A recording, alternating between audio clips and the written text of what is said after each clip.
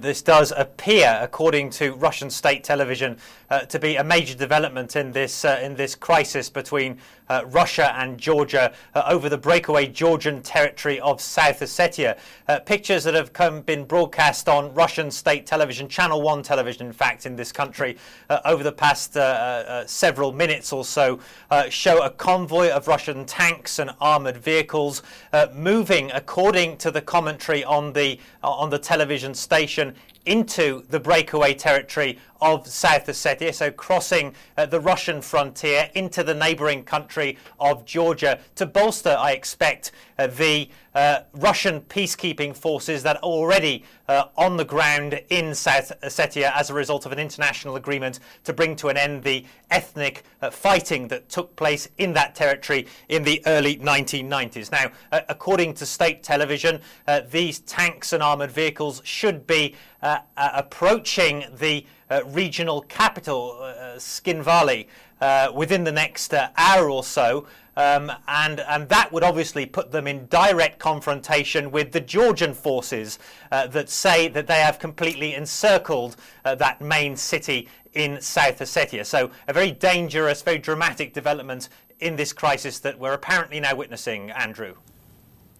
Why such a muscular response to this, Matthew? Because Russia does recognise Georgia's sovereign territory. It does, and Russia repeatedly restates the fact that it respects Georgia's territorial integrity, but at the same time it always says that it will protect Russian citizens. And over the course of the last decade or so, what's happened in South Ossetia is that many of the ethnic Ossetians that want independence from Georgian rule have taken the option of Russian citizenship. They've been fast-tracked towards Russian citizenship, and so now perhaps as many as 90% of the population in South Ossetia hold Russian passports. It's really very much supported the separatist movement. The separatist government is very much supported by Moscow, by the Kremlin. And it's on that basis that the Russian Foreign Ministry and Russian officials and the Kremlin say that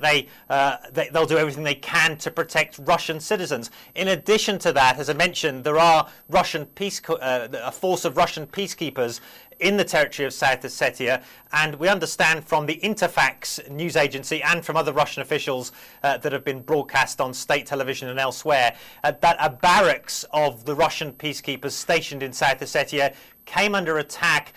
from artillery shells from the Georgian side during a night of bombardment that took place over the past 24 hours or so, and a number of peacekeepers are said to have been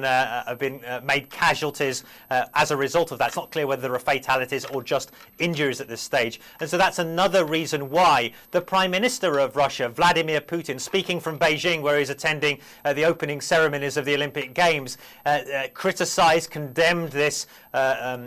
Georgian aggression, as he called it, and said that there would be a response from Russia.